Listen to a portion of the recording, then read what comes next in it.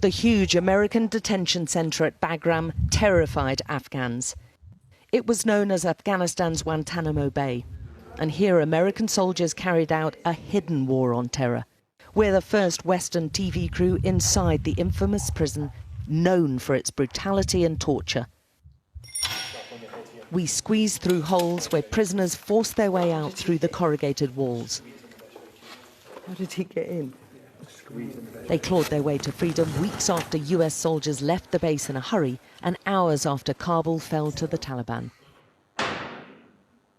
The cages each housed about 30 prisoners, and inside them were some Taliban fighters arrested by US forces, some viewed as high-ranking terrorists, but also many ordinary Afghans, just deemed suspicious. The reinforced cage ceiling allowed the US soldiers to constantly observe the captives they saw as some of the most dangerous men in the country, held in these crammed conditions indefinitely. But with no charges, no trial and no justice, no one will ever know. Other cells are dark, dank pits with names scrawled on the backs of doors. This one has excrement smeared all over the inside by its most recent occupant. The smell is quite extraordinary, and in each of these cells there's no windows and you can completely block out all light with these two panels. The place has been ransacked, and everywhere is scattered with pictures of the prisoners dressed in their orange jumpsuits, as well as all their personal details. These people look like they've either been tortured. And we found others of people who appear to have died. It's impossible to know whether they met their end in Bagram. The soundproofed interrogation rooms still have the fingerprinting and retinal scanners used to log their captives.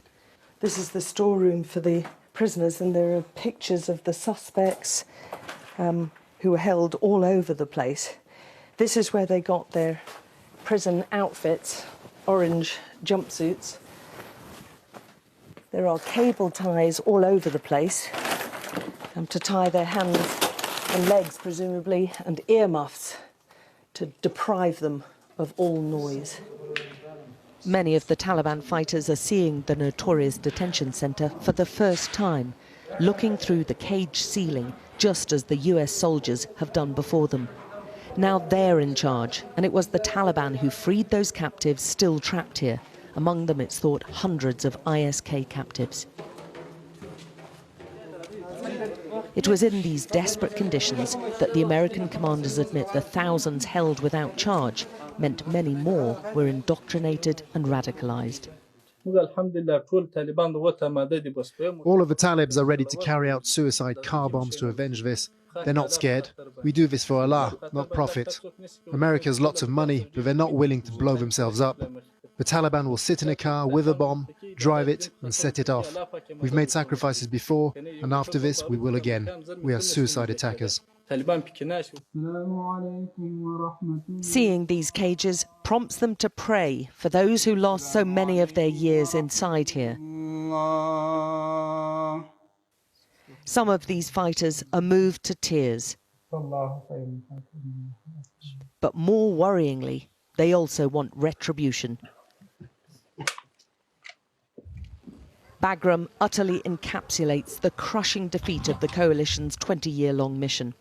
And those held here who say they were tortured won't forget and won't forgive what happened. They put me in a room, alone, for a month, and made the cell very cold. Now I'm mentally sick and my mind is not working well. In the 2.5 years I was held here, a lot of damage was done to my head. Within weeks, Bagram's been virtually reduced to a scrapyard, despite once being the coalition's main military hub in Afghanistan.